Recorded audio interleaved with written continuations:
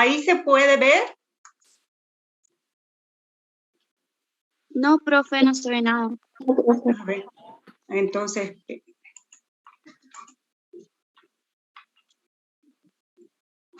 que algo hice mal.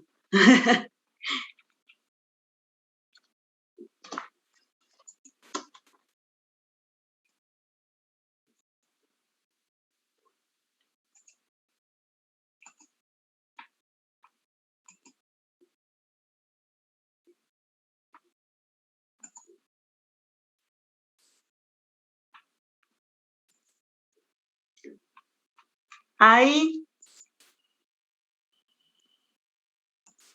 Sí, ahora sí salió. Discúlpenme, pero esto a mí me pone muy nerviosa. Bueno, ahora sí, largamos. Como les decía, hoy lo que vamos a ver vamos a tratar, es la organización administrativa. Es probable que en el curso de su carrera ustedes han visto lo que puede ser una organización, pero acá vamos a verla desde un punto de vista particular, esto es, desde el derecho público. Ustedes piensen, o sea, en base a todo lo que ya vieron en las bolillas anteriores, que el Estado, para el cumplimiento de su cometido, ¿de qué se vale para su actuación? Se vale de las personas, ¿sí? De los llamados órganos personas. Entonces, para justamente poder cumplir esas funciones, adopta distintos tipos o formas de organización. ¿Qué quiere decir una organización? Organizar significa objetivamente ordenar. Acá, ¿qué es lo que vamos a ordenar? Lo que se va a ordenar son los elementos necesarios ¿para qué? Para conseguir determinados objetivos y asegurar, además de la consecución de estos objetivos, que exista una unidad de acción en base a un principio de división de tareas. Ustedes piensen que si toda la administración haría lo mismo, pues seguramente alguna función se queda sin cumplir. Puede ser la parte, no sé, de educación, puede ser de salud, puede ser de seguridad. Entonces, por eso es tan importante que existe este principio de la división de tareas y la coordinación de las actividades. Es como si necesita, para la puesta en marcha de la administración, un esqueleto. Pero ese esqueleto, en vez de hueso, lo que tienen son normas jurídicas. Por eso incluso Dromi la define a la organización administrativa como el conjunto de normas jurídicas que regulan la competencia, la forma de actuación de los órganos, el control, siempre respecto de órganos que están en ejercicio de la función administrativa. Ahora, ¿qué es lo que tenemos? ¿Cómo se concreta este poder de organización? Se concreta de dos formas o a través de dos mecanismos, que es la estructura de los órganos y es en la asignación de funciones a esos órganos.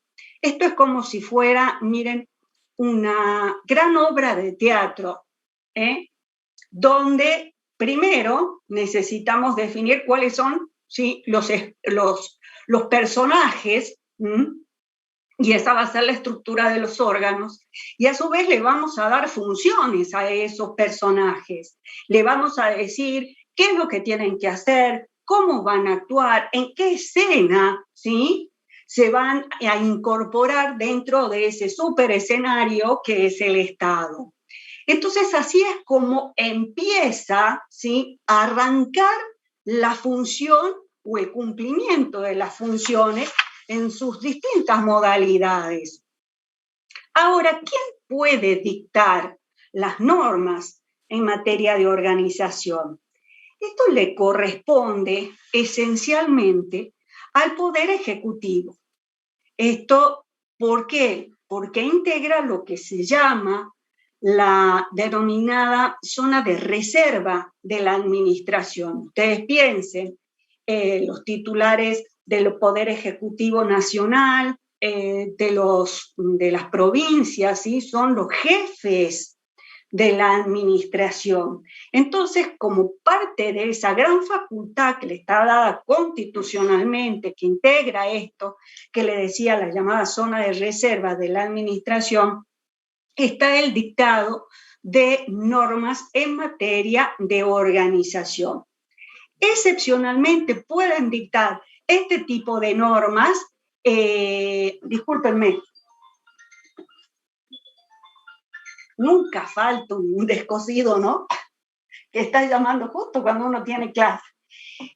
Como les decía, excepcionalmente estas facultades pueden ser dictadas por el Poder Legislativo. Y ustedes van a pensar, bueno, pero ¿en qué supuesto se integran la zona de reserva de la administración? Bueno, es cuando la Constitución, ya sea provinciales o nacional, le asigna una facultad especial a las legislaturas para dictar disposiciones en materia de organización. Por ejemplo, tenemos la creación de un tipo de entes especiales que se llaman entes descentralizados. Ya vamos a ver cuáles son. La creación de bancos oficiales, la creación de universidades nacionales. Bueno, se trata de una competencia específica que la Constitución le asigna a las legislaturas, ¿sí? Entonces, en ese caso, ellas lo pueden dictar.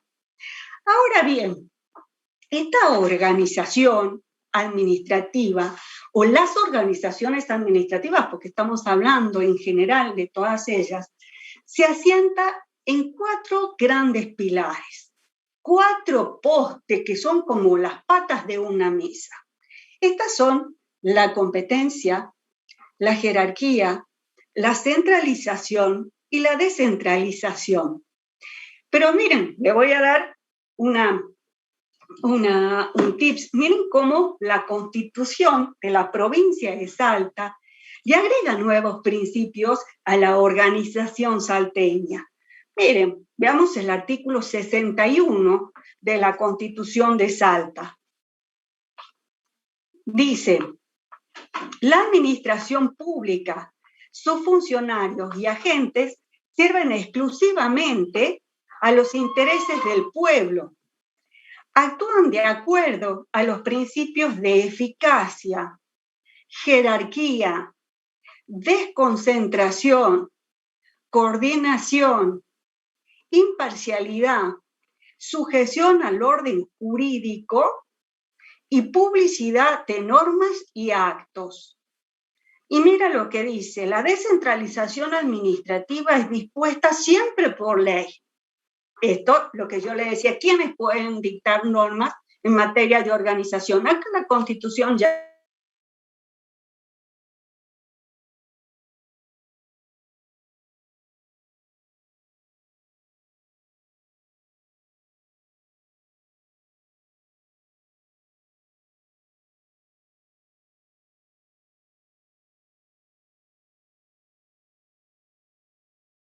Bueno, vamos a ver entonces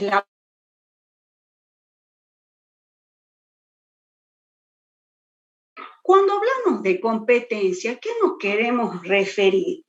La competencia, ¿qué significa? Es una aptitud legal para obrar. Es un poder hacer legítimamente determinada cosa. Fíjense que se suele hacer una distinción en la competencia y en la capacidad de las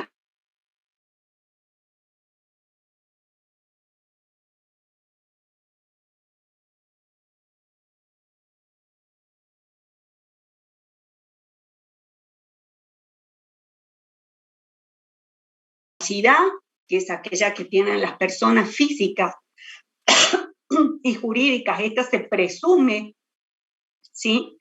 Y toda restricción a la capacidad, ¿sí?, es cuando está legalmente establecida. En la competencia es a la inversa. La competencia de un órgano no se presume, ¿sí? Por lo tanto, esta competencia tiene que estar legalmente establecida o bien surgir en forma implícita de una norma.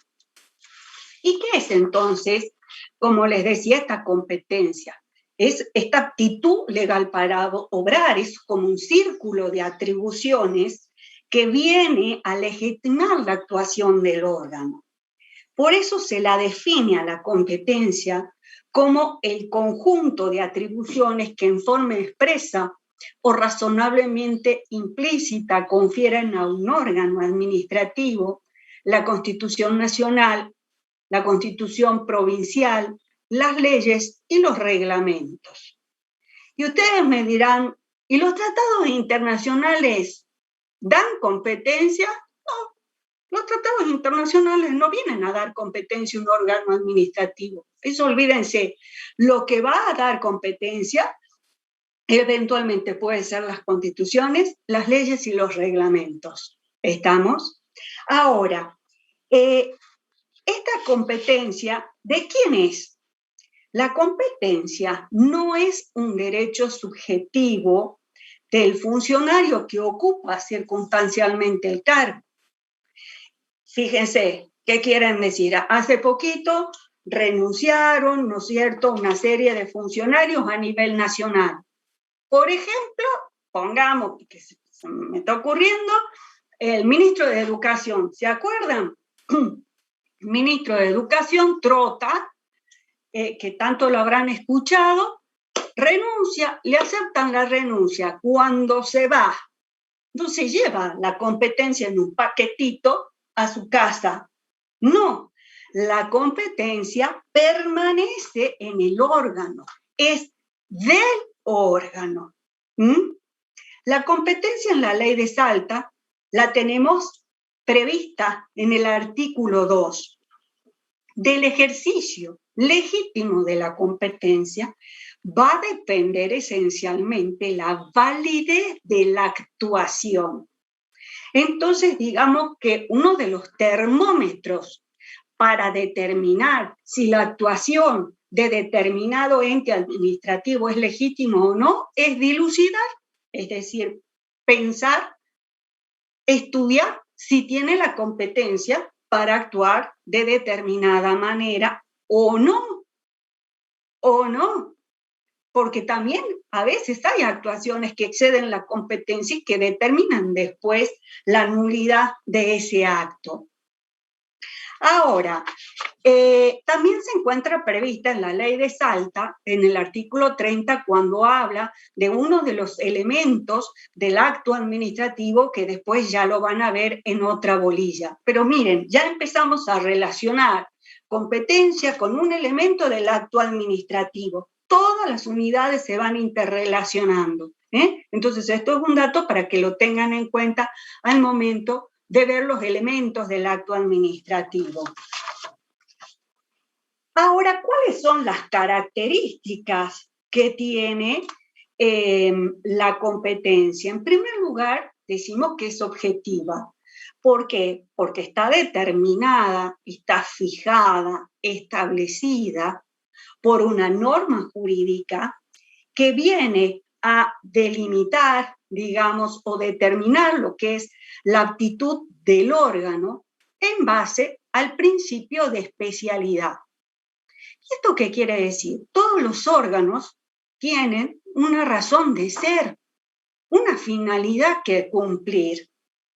Entonces, la norma puede establecer esa competencia, ya sea a través de disposiciones expresas, pero también puede surgir esa competencia del órgano en forma implícita. ¿Y esto qué significa? A veces, no es posible establecer hasta el último pelín la competencia que puede tener un órgano, porque algo se va a escapar. Entonces, se suelen utilizar fórmulas genéricas o haber cláusulas amplias dentro de la determinación de la competencia, donde uno puede inferir que determinada cuestión entra dentro del campo de competencias del órgano, pensando en que en ese principio de especialidad que rige el órgano, que puede ser seguridad, que puede ser salud, que puede ser en materia de educación, ¿me siguen? Entonces, todos los órganos tienen un campo de actuación delimitado que va a estar determinado por una norma. Como les digo, en forma expresa o en forma implícita, pero siempre atendiendo, o tenemos que analizar ese campo de actuación atendiendo al principio de especialidad que rige el órgano. Pero esta competencia, que además es objetiva, esta competencia es obligatoria. ¿Por qué? Porque debe ser ejercida directamente por el órgano que la tiene atribuida. Ya vamos a ver qué es lo que dicen cada una de las leyes nacional y la provincial. A su vez,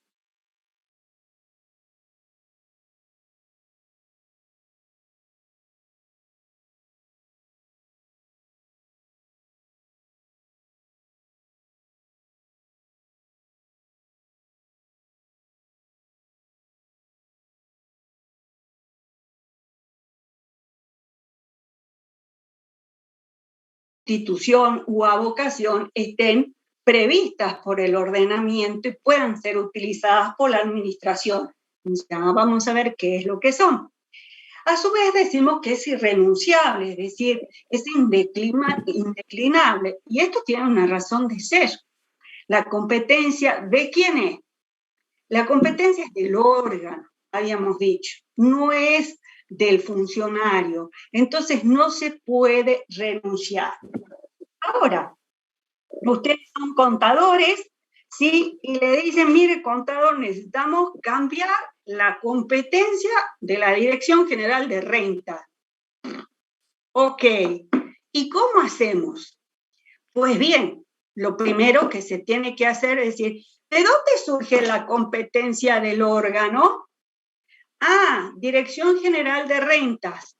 Surge de una ley.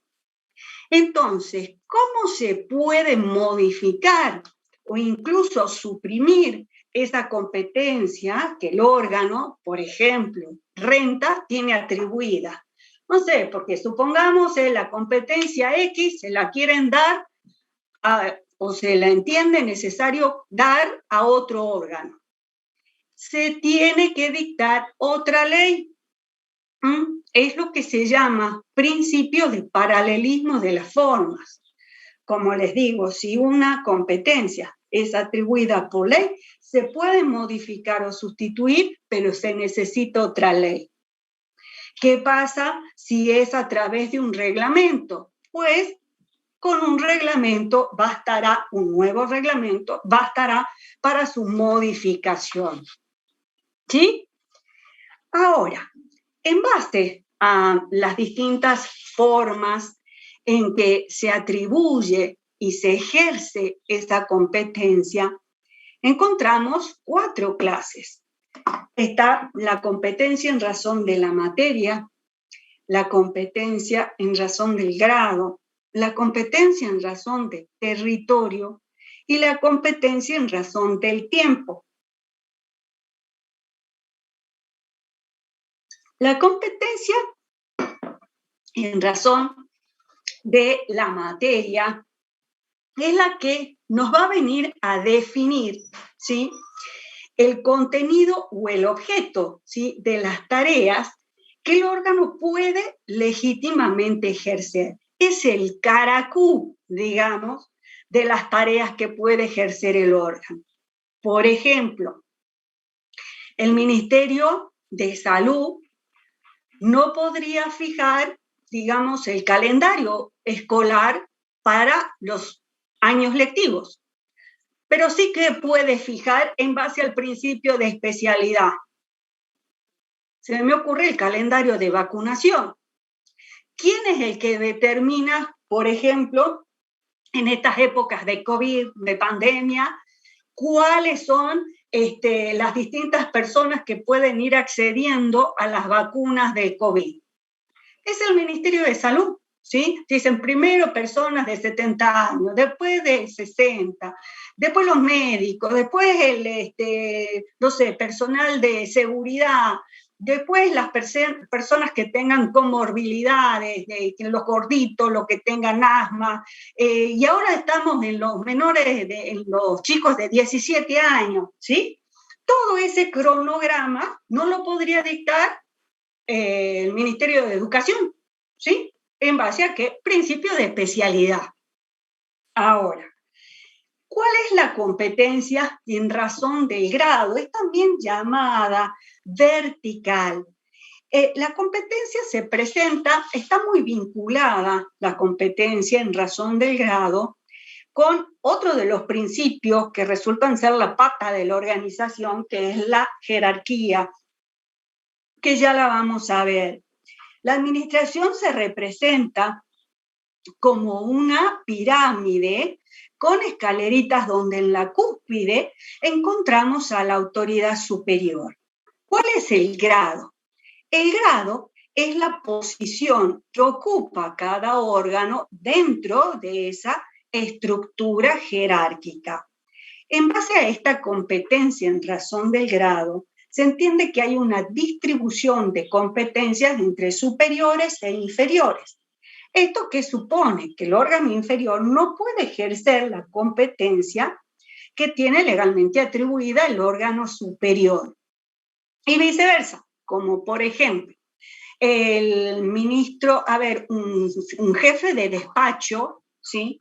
No podría ejercer las funciones que tiene atribuida un secretario de Estado. Un secretario de Estado no puede ejercer las funciones que tiene atribuida un ministro, y así sucesivamente. Encontramos también el tercer tipo de competencias en razón del territorio. La competencia en razón del territorio supone, es una división territorial desde el punto de vista administrativo, son circunscripciones que vienen a determinar el nacimiento de las competencias de la nación, de la provincia y de los municipios. A veces como que estas competencias como que incluso se están ejerciendo, ojo, sobre el mismo territorio, pero sobre materias que son diferentes. A ver, le voy a dar dos ejemplos. Uno sería, miren, un policía de tránsito de Cerrillos no podría, desde el punto de vista de la competencia territorial, estar haciendo multas de tránsito en la Plaza 9 de Julio. ¿Por qué? Porque el territorio lo tiene demarcado en lo que es la comuna de Cerrillos. Ahora, muchas veces en un mismo ámbito esas competencias se superponen. Pensemos en un día de elecciones, ¿sí? Elecciones nacionales. ¿Quiénes están en la escuela? Fíjense para que presten atención en las próximas elecciones.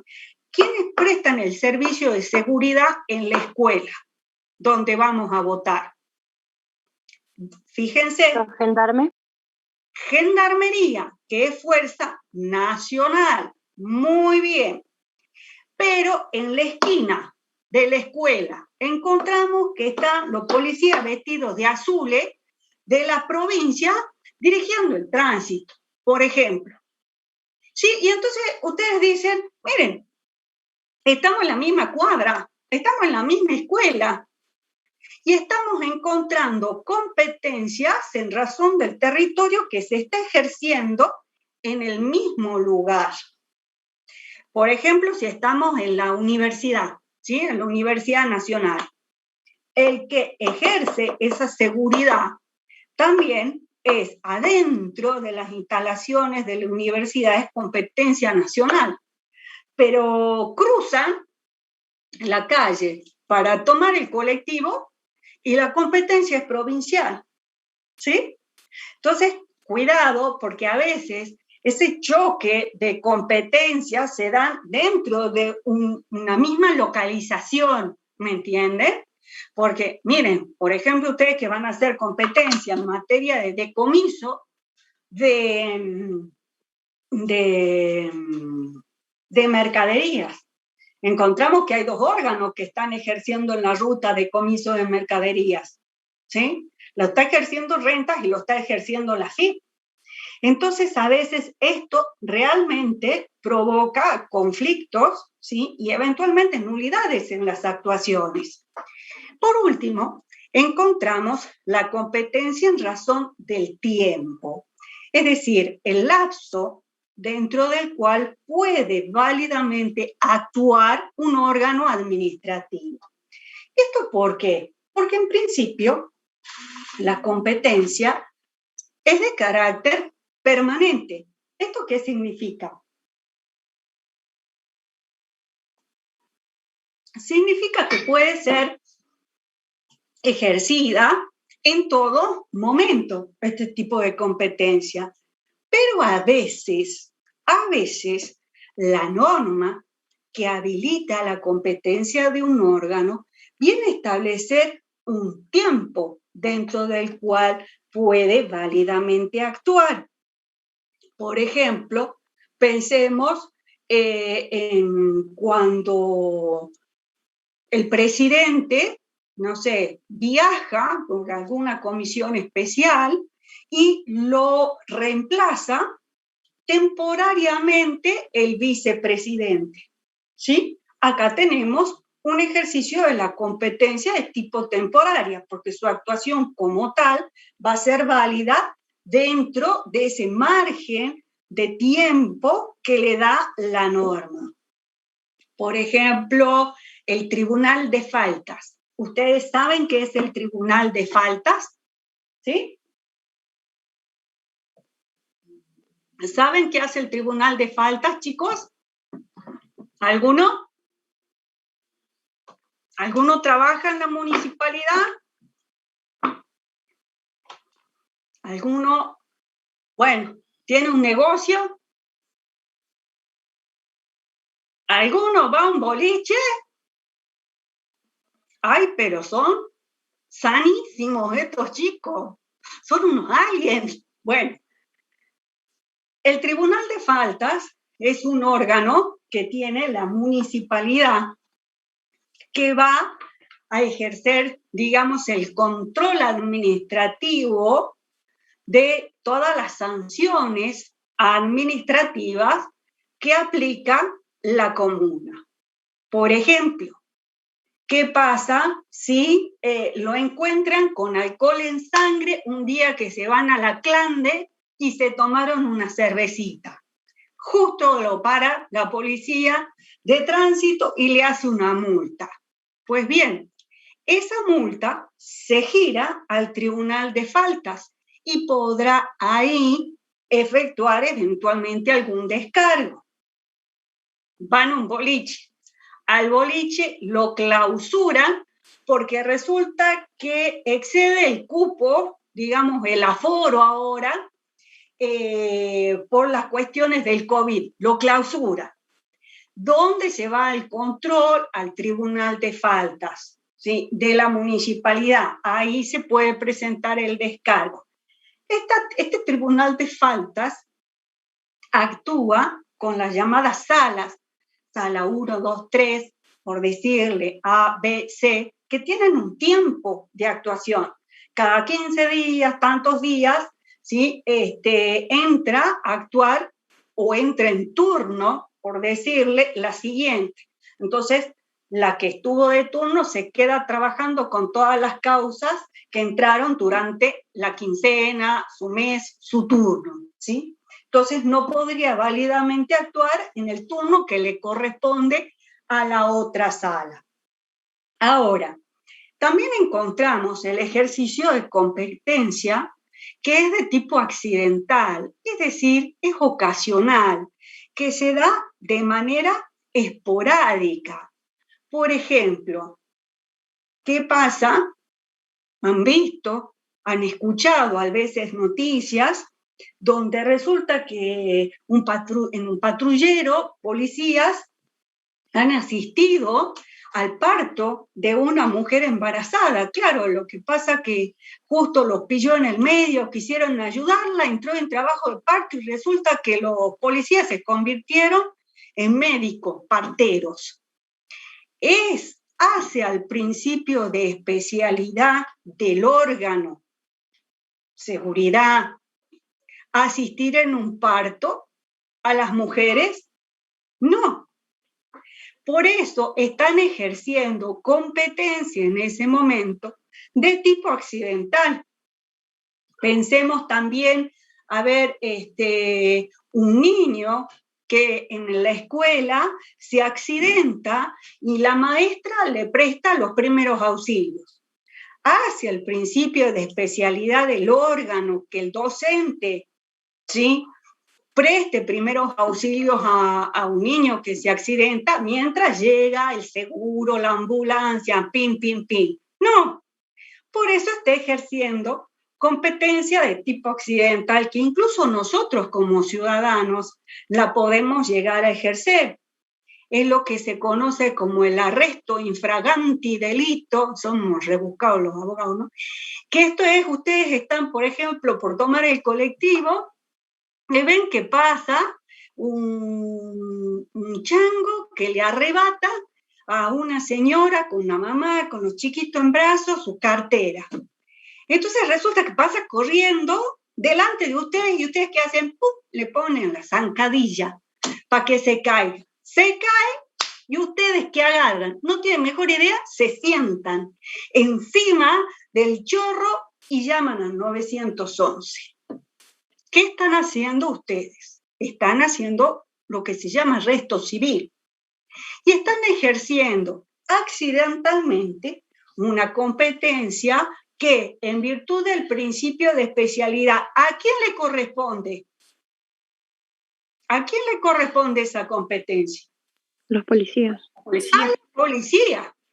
Ahora, ¿qué pasa si resulta de que está mullido el chorro, que no se quieren mover de ahí una vez que ya llega la policía? No, ahí ya se tienen que levantar, ustedes cumplen, ¿sí?, su función ciudadana levantándose y lo entregan a la policía. Quédense ahí nomás, pues si no se van a meter en un lío.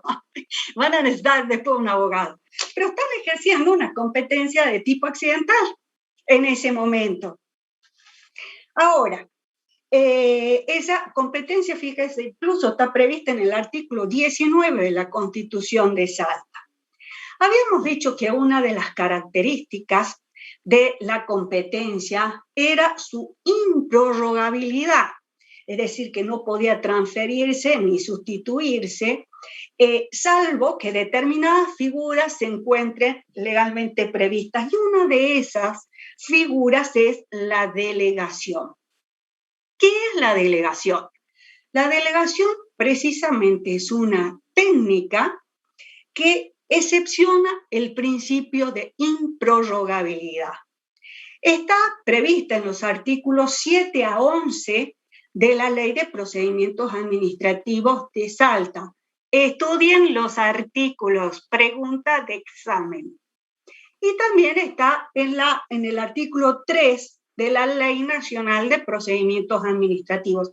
Pero en estos cuantitos artículos de la Ley de Salta son muy chulos, que son muy sencillos y establecen posta en qué consiste esta delegación.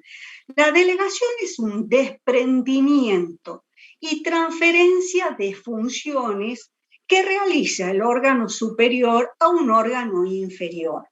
Es decir, que la competencia se trata de una decisión del órgano superior, en virtud del cual decide encomendarle al órgano inferior funciones que el ordenamiento jurídico le dio a él, ¿sí?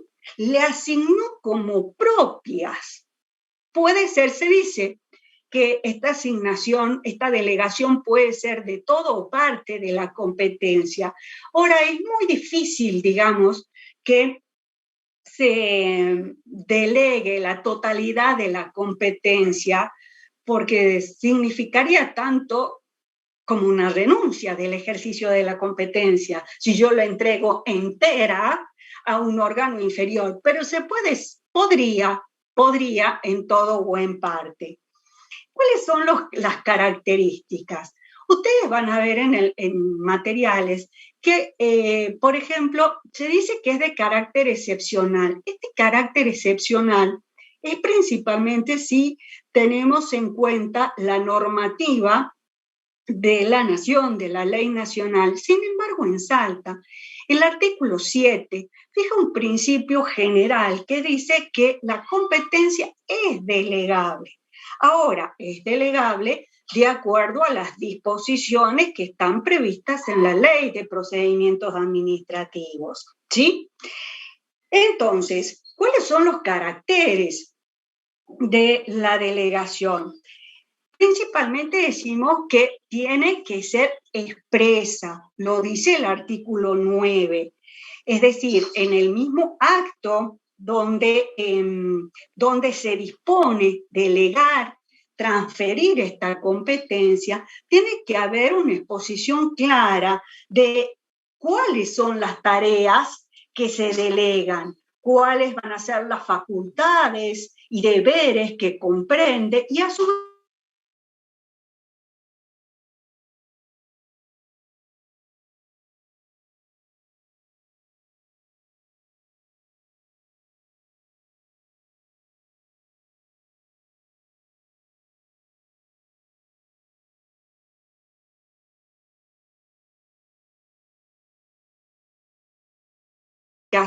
que se hace en el boletín oficial que la delegación va a producir sus efectos.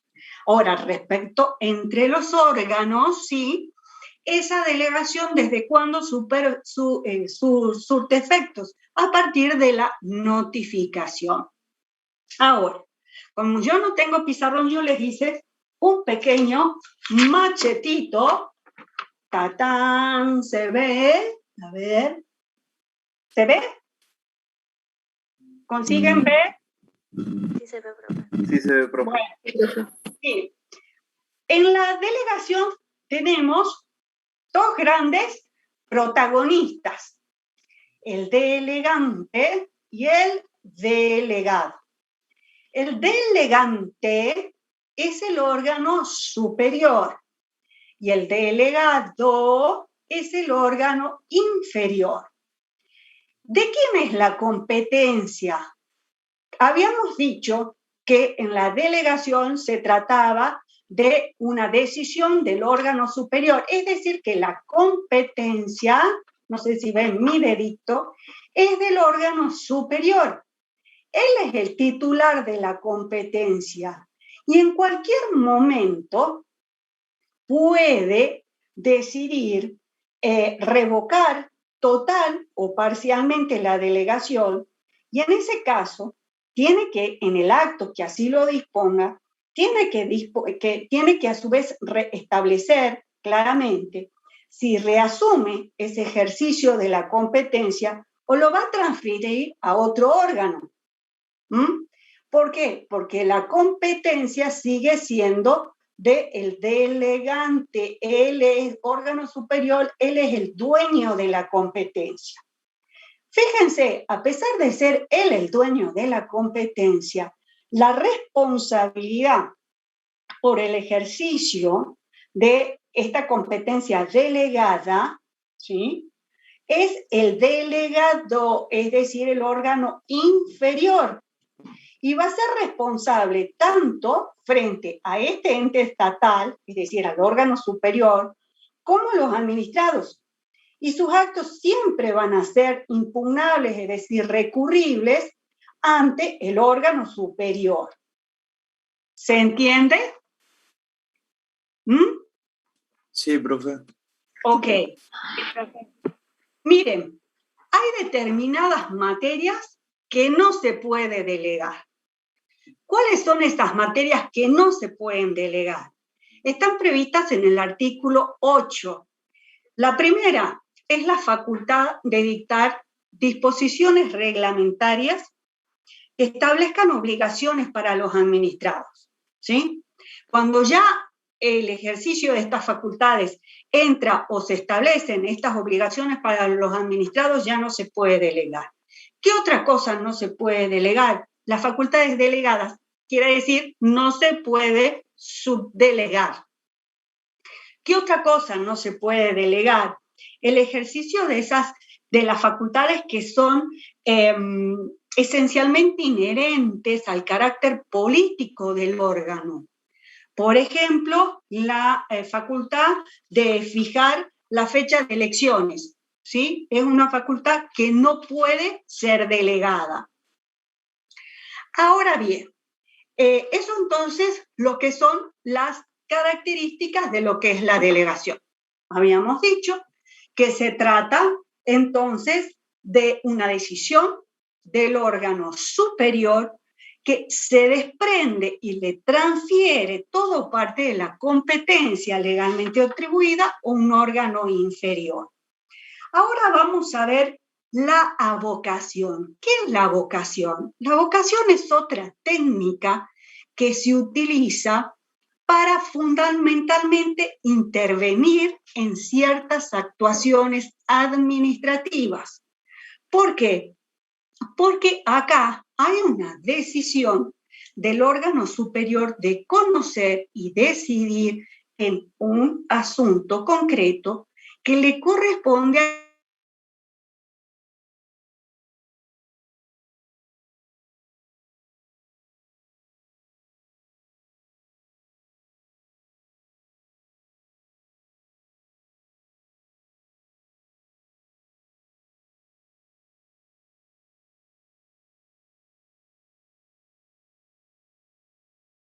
eso se dice que es una técnica para intervenir en actuaciones administrativas. ¿Por qué va a meter la cuchara? Porque le interesa ese caso. Puede mediar una cuestión de oportunidad, mérito y conveniencia. Entonces, ¿qué hace? Es como si metiera la mano el superior en la pecera, se lleva un pescadito y se lo traga. ¿Y qué hace? Conoce y decide en la suerte de ese pescadito.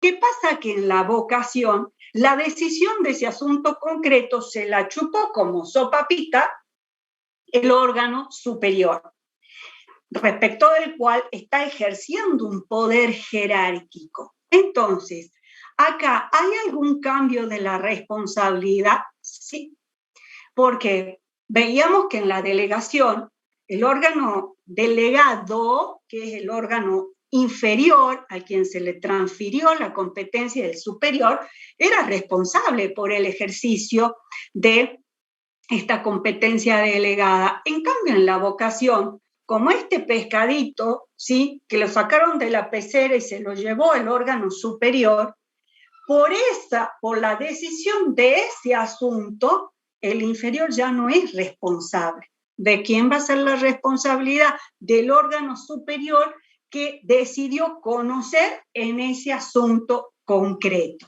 ¿Estamos? Ahora, ¿cuándo funciona la vocación? Anoten esto, porque después esta es una bolilla que van a tener que ir y venir, ¿sí?, sobre todo cuando la estudien. Ya vamos a avanzar en cuál es cada una de las figuras que le voy a mencionar. Pero anótenlo para que después lo entiendan. Va a funcionar en determinados supuestos, cuando exista centralización, cuando exista desconcentración y cuando exista delegación. No va a proceder cuando haya descentralización. ¿Sí? Después volvemos. Ahora lo anota para después me hacen todas las preguntas. ¿Sí? Entonces, fíjense qué es lo que dice el artículo 2 de la ley de Salta sobre este tema. Miren, la competencia de los órganos administrativos será la que resulte en forma implícita según los casos de la Constitución provincial, de las leyes y de los reglamentos dictados en su consecuencia. Es irrenunciable e improrrogable, debiendo ser ejercida directa y exclusivamente por el órgano que la tiene atribuida como propia, salvo los casos de delegación, sustitución u avocación previstos por las disposiciones normativas pertinentes. ¿Qué es la sustitución? La sustitución, miren, no hay una modificación de la competencia, sino un mero cambio de la persona, digamos, del funcionario que la ejerce por una imposibilidad transitoria para ejercerla del titular. Por ejemplo, pues,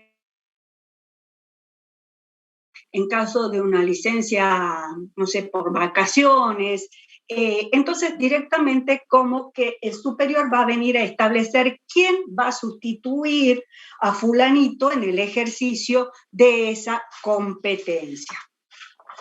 Hasta ahí vimos, entonces,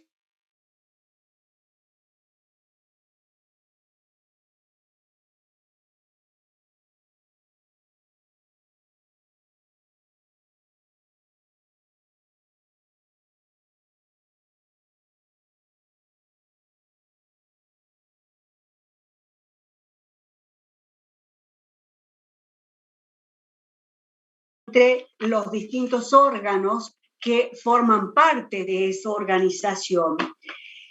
La jerarquía precisamente presupone la existencia de órganos superiores e inferiores que van a estar vinculados por una relación de supremacía y subordinación, porque lo que se busca a través de eso es que exista una coordinación y una unidad de acción del órgano, ¿sí? Sino como que sería un carro con 25 caballos y cada uno tirando para su lado, nunca podemos llegar a cumplir el objetivo del órgano.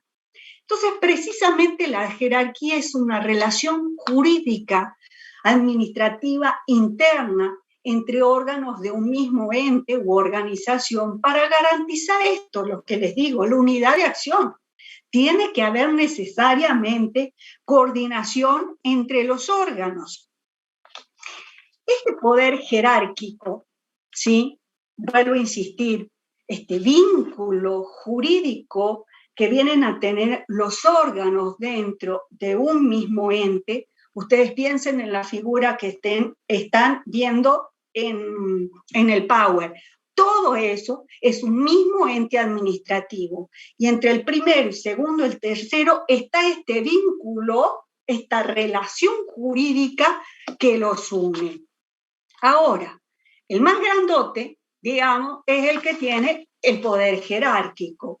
¿Y en qué se basa este poder jerárquico? Se basa en dos figuras típicas de toda organización, que es la línea jerárquica y el grado. El grado, cuando vimos la competencia en razón del grado, yo ya le expliqué que era la posición, el lugar, la ubicación que ocupa cada órgano dentro de la línea jerárquica. ¿Y la línea jerárquica qué es? Es el conjunto de órganos en sentido vertical. Por eso, para atrás, ahí tenemos una línea jerárquica, conjunto de órganos en sentido vertical. Entonces, ¿cuándo va a haber una relación jerárquica? Cuando esos órganos en sentido vertical tengan la misma competencia en razón de la materia, ¿sí? Ojo, en razón de la materia, y a su vez exista superioridad de grado en la línea de competencia. Entonces, volvemos para atrás en este dibujito. El 1, 2 y 3, todos tienen la misma competencia en razón de la materia. Supongamos en materia de seguridad. Todos tienen la competencia en materia de seguridad. Sin embargo, hay una superioridad de grado en esa línea de competencia. ¿Esto qué significa? ¿O en qué consiste el ejercicio de este poder jerárquico? Estamos hablando de, sobre todo, poder de mando. El que ejerce el poder jerárquico conduce, dirige, determina las actividades que se van a realizar y de qué manera para cumplir la gestión de la mejor forma posible, ¿sí?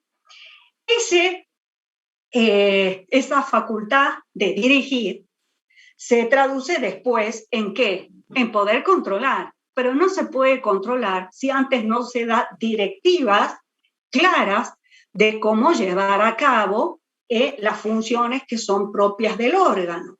Y a su vez tampoco después se puede sancionar, no se puede sancionar ni controlar si yo no, a su vez, doy las directivas pertinentes. Fíjense qué es lo que está prevista la relación jerárquica en los artículos 13 a 16 de la ley de Salta, ¿sí? Y en el artículo 2 del reglamento de la ley nacional. Fíjense, ¿qué dice el artículo 13 de la ley de Salta? Dice que los órganos superiores con competencia en razón de la materia tienen poder jerárquico, el que implica la potestad de mando, que se exterioriza mediante órdenes generales o particulares para dirigir la actividad de los inferiores. Importa la facultad de delegación y avocación conforme al artículo 7 y siguientes de esta ley. Quiere decir, fíjense, que estas figuras de la delegación y avocación que habíamos dicho que son mecanismos que excepcionan el principio de improrrogabilidad de la competencia, para su ejercicio tiene que tratarse de órganos respecto de los cuales exista poder jerárquico entre ellos para que esas dos figuras puedan ser hábiles legalmente. A su vez, dice, se presume siempre en la organización centralizada, excluyéndose solo ante norma expresa en contrario, y abarca toda la actividad de los órganos dependientes. ¿Por qué? Porque se refiere tanto a la legitimidad como a la oportunidad o conveniencia de la actuación de los órganos. Sin embargo, volvamos a tener esto presente. Funciona. En la organización centralizada, ya vamos a ver en qué consiste. En la organización desconcentrada, ojo, salvo la posibilidad de dar órdenes de cómo resolver asuntos concretos, ¿sí?, que pertenecen al ámbito de las funciones desconcentradas, y a su vez en la delegación. ¿Cuándo no funciona? Cuando hay una organización descentralizada, salvo que se hubiera delegado específicamente el ejercicio específica, ¿sí? Y entonces va a solamente corresponder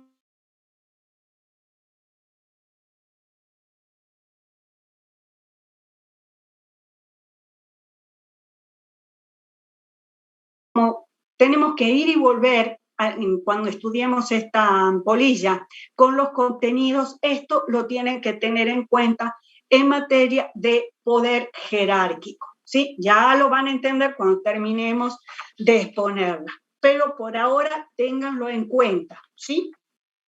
Y ya incluso el miércoles que viene, todas las dudas que tengan las vamos a evacuar.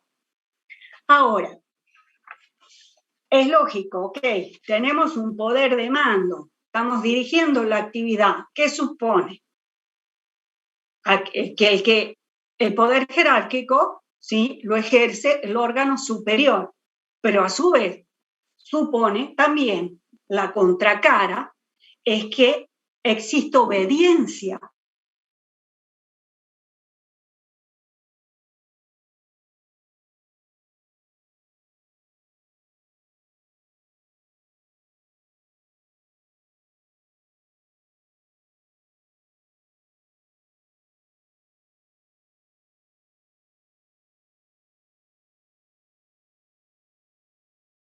respetar unos límites. Y dice, todos los agentes estatales deben obediencia a sus superiores, con las limitaciones que esta sección se establece.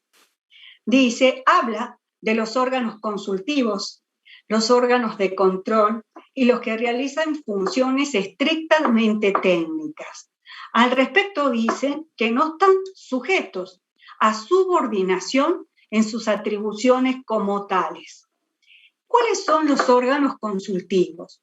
Los órganos consultivos son los órganos que vienen a dictaminar.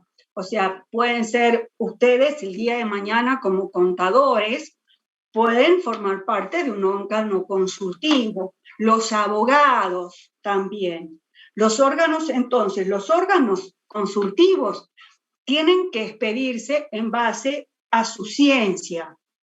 Esto, por ejemplo, pensemos en un área técnica que formen, o sea, que de algún ministerio de infraestructura, donde existan arquitectos, donde existan ingenieros. ¿Esto qué significa? Que no podrían darle instrucciones el órgano superior, che, vos hacés el dictamen de que con el hierro del IE va a aguantar los 27 pisos de la obra que estamos diseñando. ¿Sí? Che, contador, vos dibuja en el dictamen que tengas que hacer, vos dibuja de que hay partida presupuestaria suficiente para llevar a cabo esta contratación. ¿Sí? ¿Se entiende? Vos, abogado, mira, en el dictamen que tengas que hacer, decís que se cumplen con todas las condiciones legales para poder, no sé, cumplir tal modificación contractual. Respecto de eso, no puede haber poder jerárquico. Vuelvo a insistir, estos órganos consultivos solamente pueden expedirse conforme a su ciencia, no le pueden dar este tipo de instrucciones. Ahora, sí le pueden dar respecto de los demás aspectos de su actividad. Quiere decir, le pueden decir cuál es el horario de trabajo, qué días van a trabajar, si tienen que participar en alguna, no sé, en alguna organización especial para hacer, por ejemplo, investigaciones administrativas en el interior, no sé, de la provincia. Le podrán decir un montón de aspectos respecto de su actividad, pero no en base a sus.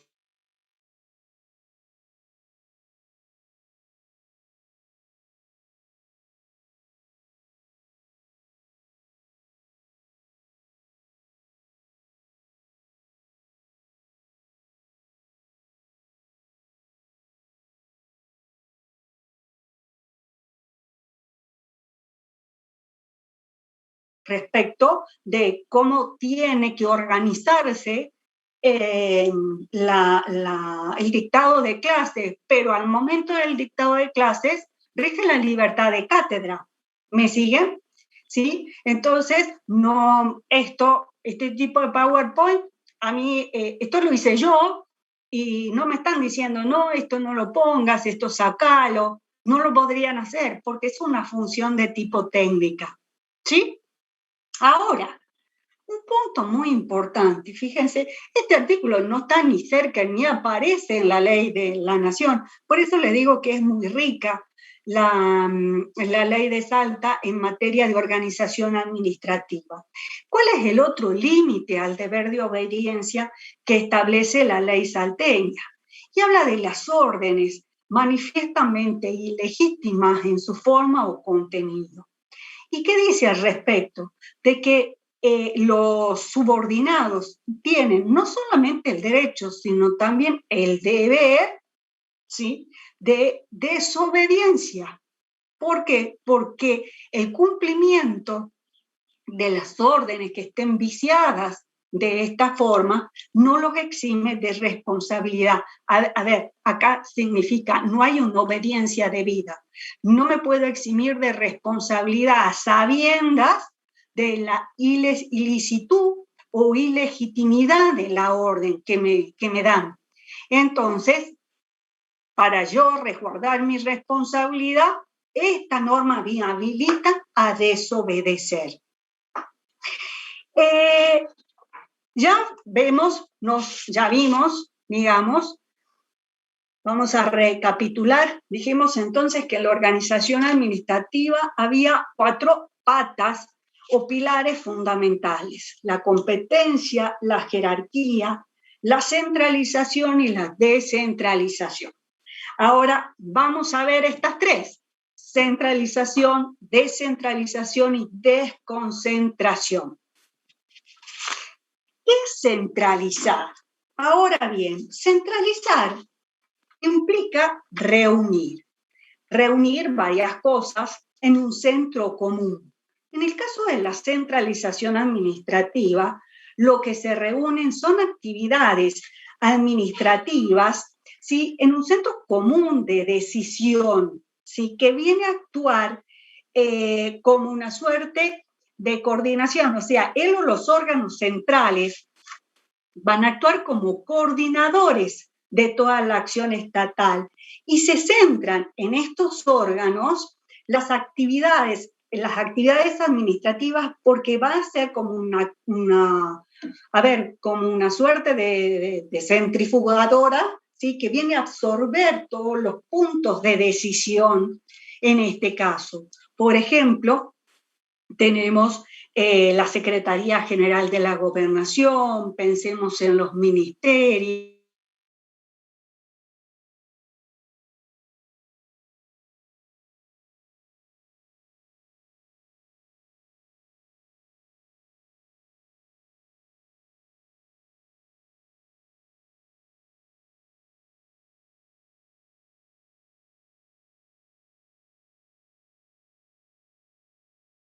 Respetando estrictamente está la relación jerárquica. El órgano inferior no tiene libertad de acción, de iniciativa ni de decisión. ¿Por qué? Porque siempre la decisión, el centro común de decisión, va a estar dado por él o los órganos centrales. Perdón, ¿alguna pregunta?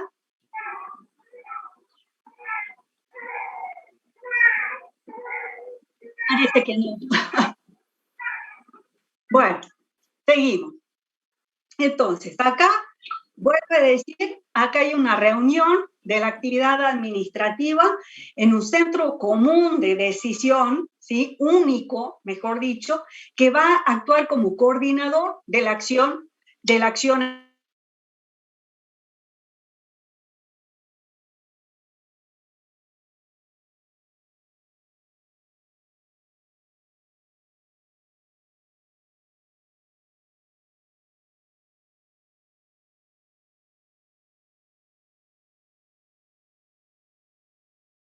A diferencia de la centralización, donde la actividad se realiza de manera directa por los órganos centrales, en la descentralización, esta actividad administrativa se lleva a cabo de manera indirecta por órganos que son distintos de la actividad de la organización central.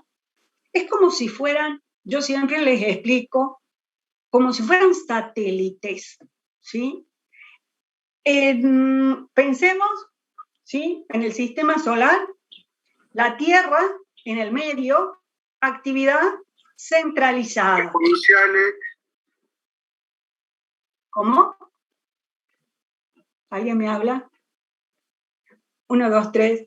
¿Alguien preguntó algo? ¿No? ¿Seguimos? Ok. Entonces, pensemos en el sistema solar, nos imaginemos. La Tierra en el medio es la actividad centralizada, ¿sí?, donde las decisiones se toman directamente por los órganos centrales. Y los órganos que integran esta administración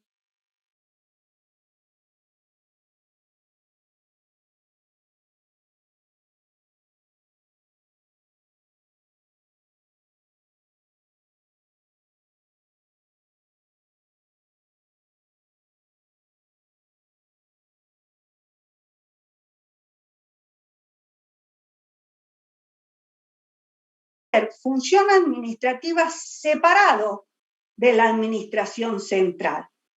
Separados. Están previstas la descentralización que dice el artículo 18 de la ley de Salta. Dice que hay descentralización cuando el ordenamiento jurídico confiere, es decir, le otorga en forma regular y permanente atribuciones a órganos que están, o entidades, mejor dicho, que están dotadas de personalidad jurídica, que actúan en nombre y por cuenta propios bajo el control del Poder Ejecutivo. ¿Qué significa que tengan personalidad jurídica? Que puede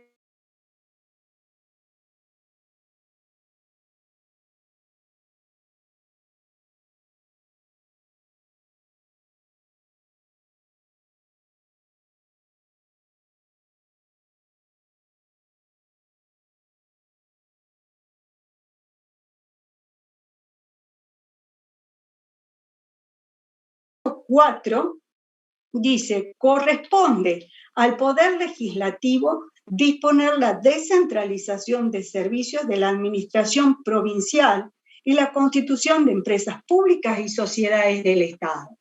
Fíjense, estas son creadas por ley a nivel nacional. A nivel nacional está claro, a partir de la reforma constitucional del 94, que los órganos tienen que ser, los órganos descentralizados se crean por ley. Sin embargo, se ha entendido en su momento que la creación de estos órganos también formaba parte de la llamada zona de reserva. Y entonces es posible encontrar órganos que fueron creados antes de 1994 a nivel nacional, que pueden haber sido creados por decreto, pero en principio hoy sí es que se crean siempre por ley. Estos órganos que integran la administración descentralizada tienen capacidad para administrarse a sí mismos, tienen órganos propios, tienen un patrimonio estatal y tienen obviamente libertad de acción. ¿Y esto por qué tienen esta libertad de acción? Porque les otorga el ordenamiento que los crea, la ley que los crea, le otorga esta posibilidad de decidir y de tener iniciativa en el ámbito de su competencia. Tenemos una norma que los respalda, ¿sí?, para que salgan a la cancha con estas facultades. Ahora, esto no hay poder jerárquico en el caso de las entidades descentralizadas. Ahí volvemos para atrás. No hay poder jerárquico porque como fueron creadas por ley, ¿sí?, le dio esta autarquía la ley y pueden actuar alrededor de la administración central. Ahora, ¿quiere decir que no tienen nada que ver? No, ojo, están sujetos al control de legalidad del Ejecutivo. No es poder jerárquico, es lo que se llama control de tutela. Por eso, esto, ¿qué es lo que significa? Que el Ejecutivo puede llegar a darle instrucciones generales, puede nombrar y remover a sus autoridades superiores, puede incluso realizar investigaciones y hasta intervenirlo en casos excepcionales que están previstos en los artículos 20 y siguientes, la intervención de los entes descentralizados. Pero fíjense, acá hay una ley que los crea. Entonces, si el Ejecutivo entiende incluso que es necesario intervenirlo, ¿a quién tiene que darle cuentas y notificarle de eso? A la legislatura. ¿Por qué? Porque fueron creados por ley. Incluso las intervenciones no son así in eternum, infinitas, no, tienen plazo, 6 meses, pueden ser prorrogadas por 6 meses más, pero no pueden ser eternas. Ejemplos de intervenciones de este tipo de órganos estamos en el Instituto Provincial de Salud de Salta. Muchas veces fue intervenido ¿Qué otro tipo de ejemplos de este tipo de organismos?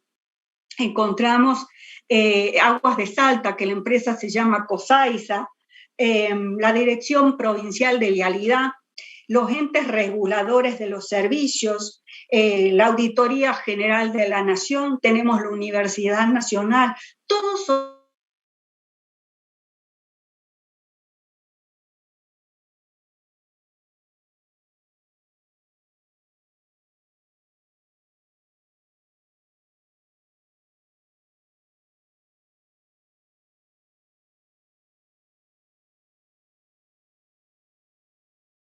poder jerárquico, sino un control de legitimidad de tutela que ejerce el Poder Ejecutivo, salvo, fíjense lo que dice el artículo 15, las entidades descentralizadas no están sometidas a la jerarquía del Poder Ejecutivo, salvo el caso en que éste hubiera delegado el ejercicio de alguna atribución específica a la entidad, existiendo entonces poder jerárquico con respecto a esa delegación.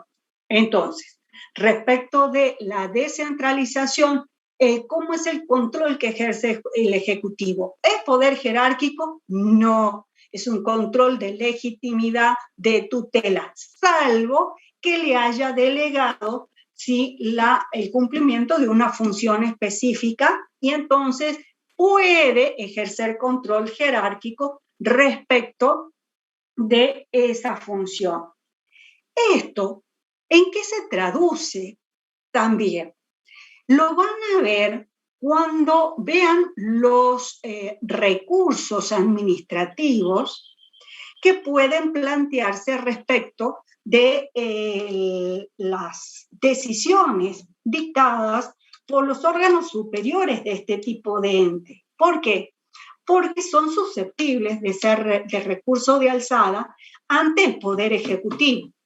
Pero el Poder Ejecutivo, cuando entiendan este tipo de recursos, ¿puede ejercer un control amplio? No, porque no ejerce un poder jerárquico, solamente se limita al control de legitimidad de la decisión. Entonces, ojo al piojo cuando vean recurso de alzada con el tema de descentralización.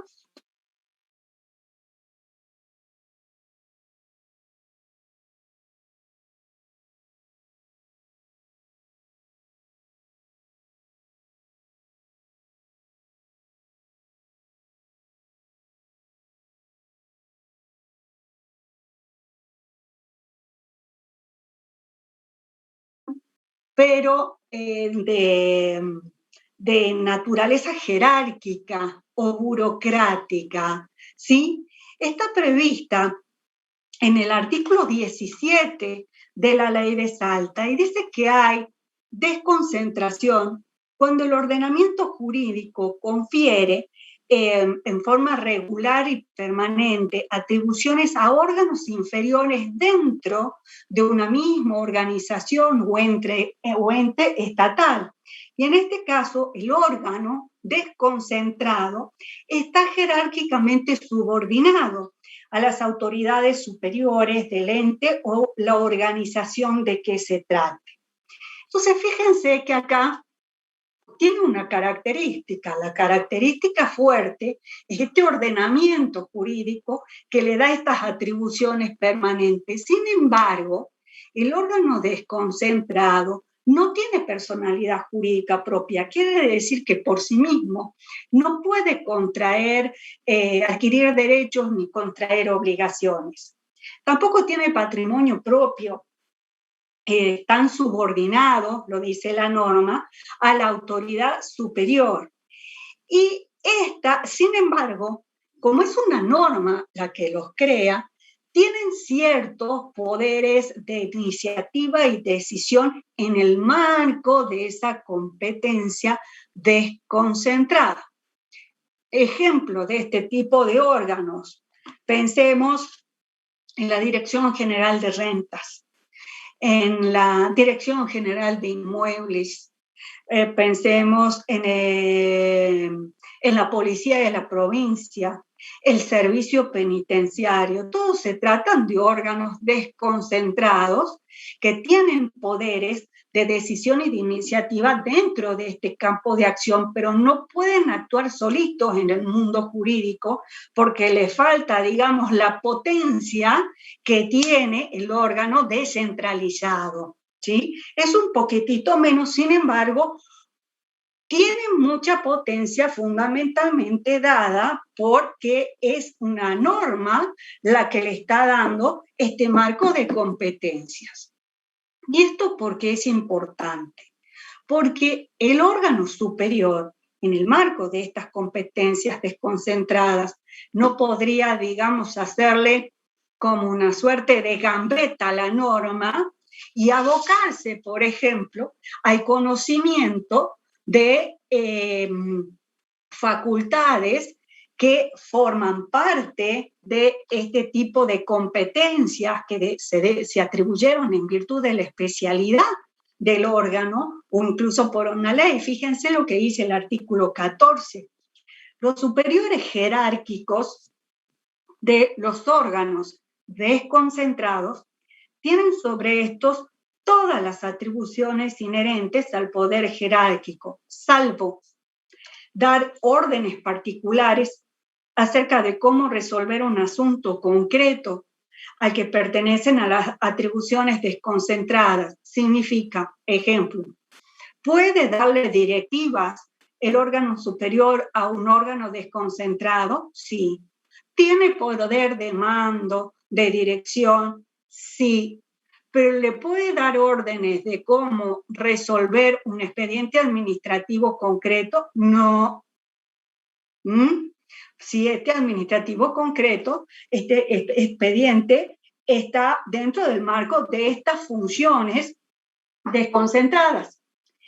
¿Puede abocarse el superior jerárquico al conocimiento de una decisión que pertenece al ámbito de competencia propia de un órgano desconcentrado? Sí, salvo, ¿qué dice el artículo 14? Cuando la competencia del órgano desconcentrado le haya sido expresamente atribuida por ley.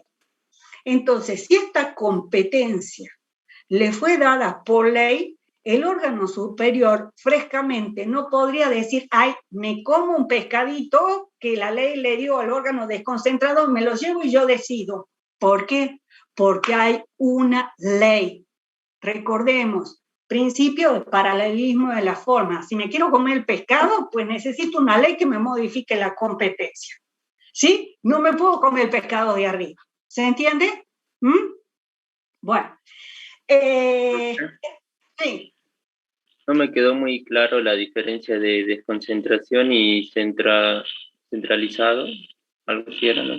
Y la centralización. Son figuras, digamos, de tipo contrapuestas. ¿Por qué? Porque en la centralización, la actividad administrativa se va a llevar adelante fundamentalmente por él o los órganos centrales. Estos órganos centrales se chupan esta facultad de decisión, de iniciativa, y van a coordinar toda la actividad estatal que está por debajo, ¿sí? Entonces, todos los órganos inferiores que pertenecen a la administración central no tienen como un marco para decidir algo diferente de lo que quiera el poder central, de resolver una cuestión diferente, asigne el poder central, porque esta decisión la chupa él o los órganos centrales. Pensemos en los ministerios, ¿sí? En las cabezas ministeriales y todos los órganos inferiores que están debajo. No tienen ese movimiento que le podría dar, por ejemplo, el ordenamiento al caso de órganos desconcentrados, ¿sí? Que tienen posibilidad de decidir en el marco de las competencias desconcentradas. Pensemos en la descentralización a la inversa. En la otra punta, en la otra esquina del ring, encontramos la descentralización administrativa, donde el ordenamiento, como le da en forma regular y permanente atribuciones a estos órganos, que van a actuar de manera separada al poder central, esa actividad administrativa se realiza por estos órganos con cierta independencia de la administración central, que no ejerce sobre ellos poder jerárquico.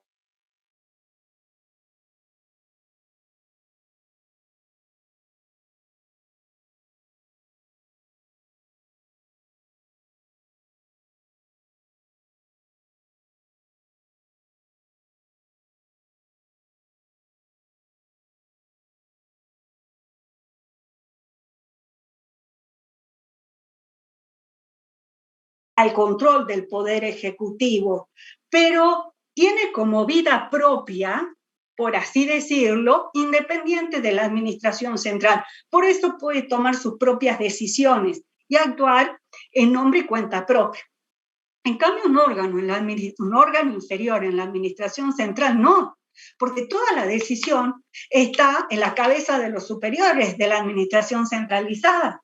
Entonces, no tienen margen de movimiento, que pueden tenerlo en gran medida en la administración descentralizada y un poquitito más, o sea, en menor intensidad en la administración desconcentrada.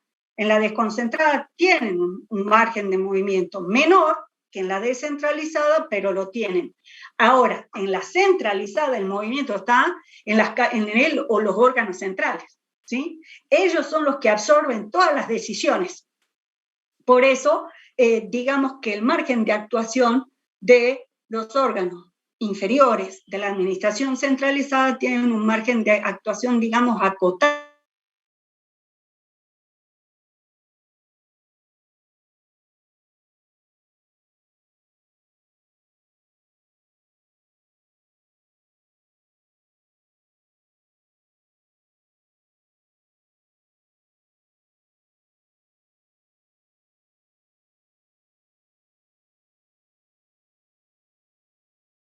Regladas y las facultades discrecionales.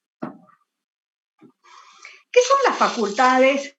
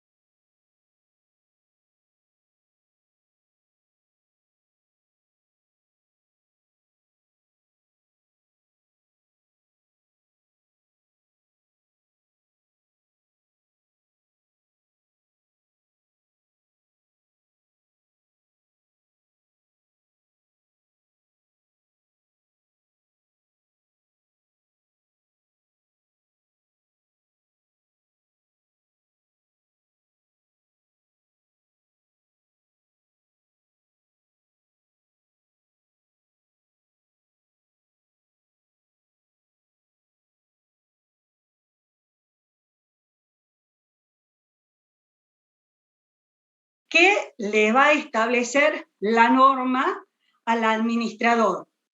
Si cumplió todos los requisitos, pues tiene que entregar el carnet. No le puede decir, ay, mire, ¿sabe qué?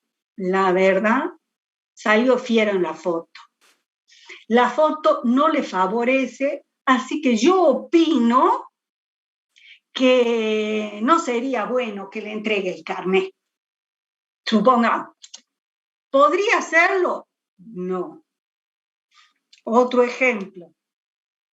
Una vez cumplidos todos los requisitos para acceder a un beneficio jubilatorio, para acceder a una pensión, ¿podría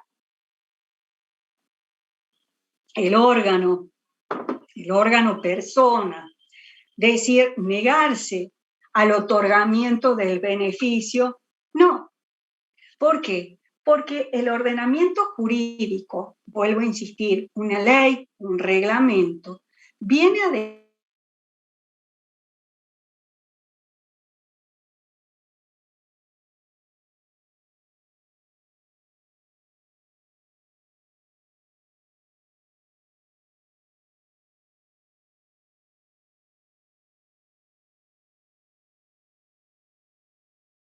digamos, predeterminar esta conducta del órgano. Puede ser de manera directa, es decir, que la norma establezca en forma expresa o bien pueda surgir de ella de manera razonablemente implícita, en base al principio de ¿qué? De especialidad del órgano, aquello que puede hacer. Pensemos, por ejemplo, las normas de contrataciones, los estatutos de personal, pero a veces también tenemos una regulación indirecta, es decir, de manera indirecta se viene a fijar las condiciones bajo las cuales los administrados no pueden ser molestados en el ejercicio de sus derechos. A veces el cumplimiento de la actuación administrativa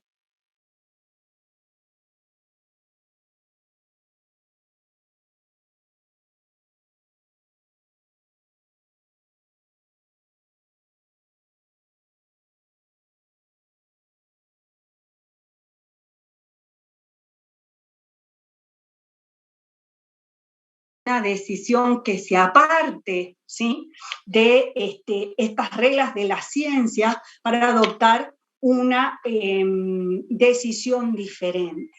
¿Por qué es importante la distinción de las facultades regladas y de las facultades discrecionales? ¿Por qué? Porque llegado el caso, llevado una situación ante un juicio en los tribunales, la forma en que un juez controla el cumplimiento o el ejercicio de facultades regladas y las discrecionales es diferente. Porque en el caso de las facultades regladas, acuérdense, reglas, reglamento, lo asocian a norma, la revisión que puede hacer un juez es de tipo integral, o sea, tanto en la legitimidad como en la oportunidad de la decisión que se cuestione, pero siempre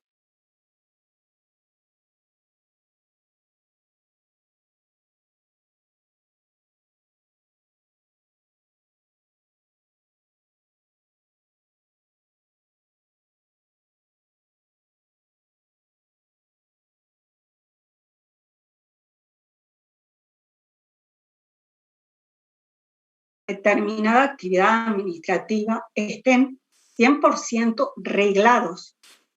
O sea, siempre hay algún resquicio donde la norma habilita la discrecionalidad del órgano persona.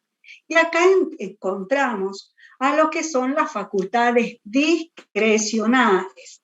Es decir, la norma nos va a dar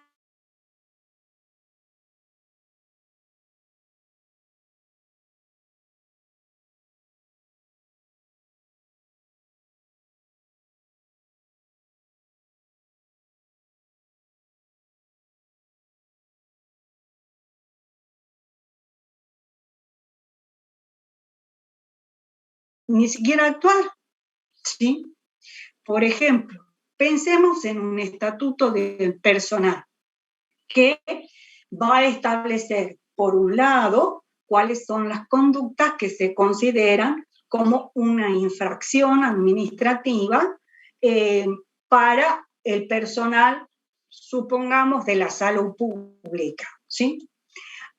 Paralelamente, este estatuto del personal establece cuáles son las sanciones que son pasibles en base a la intensidad o gravedad de la conducta que pueda haber asumido el personal de la salud. Entonces, establecerá, por ejemplo, sanciones de apercibimiento, sanciones de suspensión, sanciones de cesantía, que es la exclusión de la administración pública, o incluso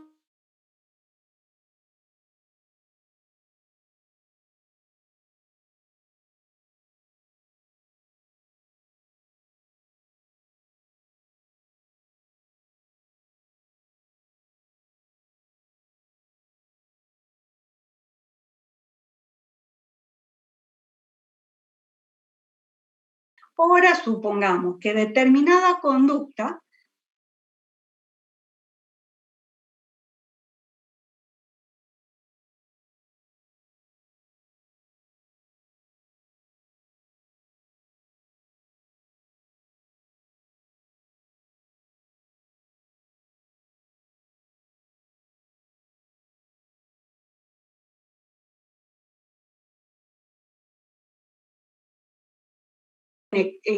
no sé, justificarle en alguna medida la conducta, es decir, en base a los hechos realmente probados del caso administrativo, habilita al funcionario aplicarle entre esos 3 a 10 días de suspensión. ¿Puede aplicarle 5? Sí. ¿Puede aplicarle 7 días de suspensión? Sí. ¿Por qué? Porque se encuentra dentro del margen de actuación reglado por la norma, pero a su vez en ejercicio de esa facultad discrecional que le habilita adoptar su propio criterio para incluso decir, no, la verdad, esta persona incurrió en un error admisible porque nunca le fue notificado el reglamento, por decir, de actuación de los médicos anestesistas. No sé, estoy inventando. Entonces, no le corresponde sanción alguna porque no incurrió en la violación a la normativa. Entonces, puede tomar un curso de acción u otro, puede decidir sancionarlo o no. ¿Cuáles son los límites de esta discrecionalidad? Los límites están dados por 3 factores, fundamentalmente. La razonabilidad de la decisión adoptada, la no desviación del poder y la buena fe. ¿Qué es la razonabilidad?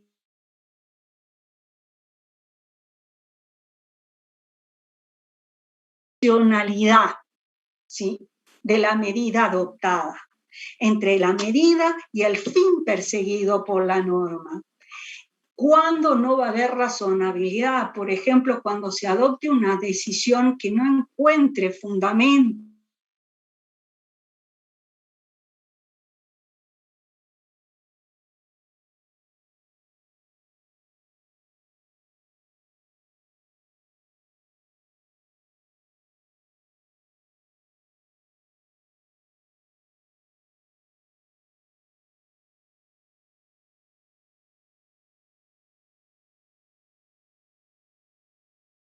del poder. ¿Y cuándo va a haber desviación del poder? Cuando el funcionario generalmente actúe por un fin no querido por el ordenamiento jurídico, por un fin personal o por un fin que no sea el expresado en el acto de decisión. Y a su vez tiene que haber buena fe. Cuando no va a haber buena fe, cuando se acredite que se utilizaron artimañas para inducir engaño o error al administrado. ¿Cómo va a ser la revisión de un juez de este tipo del ejercicio de facultades discrecionales? Va a establecer, lo que va a buscar la revisión es si estos límites que yo les decía no fueron vulnerados. Pero volvamos a tener en cuenta que no existe actividad totalmente discrecional ni actividad totalmente reglada. Siempre es un mix, ¿sí?, en el ejercicio de la función administrativa. Cuando estamos en el ejercicio de facultades discrecionales, es fundamental ver la motivación de la decisión que se adopte. Son los llamados considerando. Los fundamentos de la decisión son lo que va a dar el soporte necesario para apuntar esta discrecionalidad, para poder saber si el ejercicio de esta facultad es razonable, ¿sí? Es de buena fe y no constituye una desviación de poder. Por eso es tan importante cuando se elaboran este tipo de instrumentos, los fundamentos, esto se vuelca en la llamada motivación del acto, que ya lo van a ver como elementos, y acá es lo que le va a dar soporte, como le decía, al ejercicio de estas facultades discrecionales. ¿Por qué? Porque si uno mira la norma dice, tienen que cumplirse tantos días para el procedimiento, dice que tiene que darle vista para que el empleado formule su descargo. ¿Se hizo? Sí se hizo. Tildo, es más fácil, digamos, el control de la parte arreglada. Pero el corto de las facultades regladas, pero el control de la parte discrecional, del ejercicio de la facultad discrecional, va a apuntar a otro caracú, digamos, de la decisión que va a estar dado en la motivación. Bueno, alguna consultita hasta aquí. A ver, ¿sí? ¿Tienen alguna inquietud? A ver, vamos a dejar de compartir pantalla, ¿sí? Perfecto. A ver, ¿qué necesita que le repita? ¿Cuándo funciona la vocación? Ah, ya le contestaron. Qué grande. Bueno, no lo puedo subir a este archivo, a la plataforma, porque les cuento que la plataforma empezó a colapsar porque tenían demasiada cantidad de datos, de videos, de no sé qué, de no sé cuánto, entonces nos borraron todo, ¿sí? De todas maneras, no se preocupen, el miércoles que viene yo les paso de nuevo el PowerPoint, le van sacando fotos, no sé, screen de pantalla, ustedes son los especialistas en esto, ¿sí? Y vamos a hacer un trabajo práctico, así entienden todas estas cuestiones. Bueno, ¿alguna consulta más? Profe, Sí. al material lo podría enviar por el chat, usted si quisiera. Si lo puedo enviar como el chat, bueno, ¿cómo se envía por el chat? Ahí cuando abre el chat le sale como un papelito doblado en la esquina y ahí puede seleccionar el archivo y subirlo en el chat de acá de la conferencia. Ah, bueno, entonces, ¿sabes qué? Mira, el miércoles que viene vemos cómo me dan las coordenadas y lo subo entonces al chat, al PowerPoint, ¿eh? No hay ningún problema. Buenísimo, profe, gracias. ¿Sí? Bueno, el práctico, el práctico no es con nota. El práctico es para que entiendan la bolilla, el práctico es para que nos divertamos entre todos, ¿sí? Entendiendo lo que es la organización administrativa, ¿sí? No es un práctico que lo tienen que desarrollar, ¿no? Es que nosotros vamos a trabajar en ese tiempo, sobre todo para entender los conceptos, y lo vamos a tratar de hacer lo más divertido posible. Así que no es con nota, es para la comprensión de cada texto. Lo que pasa es que los prácticos van variando de acuerdo a cada docente. Bueno, esto es la libertad de cátedra, ¿no? A cada docente, que es lo que les haya preparado, a la disponibilidad de tiempo, en base, si tenemos algún algún examen ese día, actividades paralelas, porque bueno, nos estamos dividiendo, ya vienen incluso exámenes, entonces muchos estamos dando clases, otros están tomando parcial, otros, bueno, todo eso. Entonces, bueno, no se preocupen. Bueno, chicos, los dejamos la clase 10 minutitos antes, terminamos, nos estamos viendo el miércoles, si Dios quiere, y tenemos buena señal de internet, ¿sí? Bueno. Gracias, profe. Hasta el miércoles. No, por favor. Gracias, profe. Gracias, profe. Nos estamos viendo. Chau, chau. Gracias, profe. Gracias. No, de nada. Chau, chicos.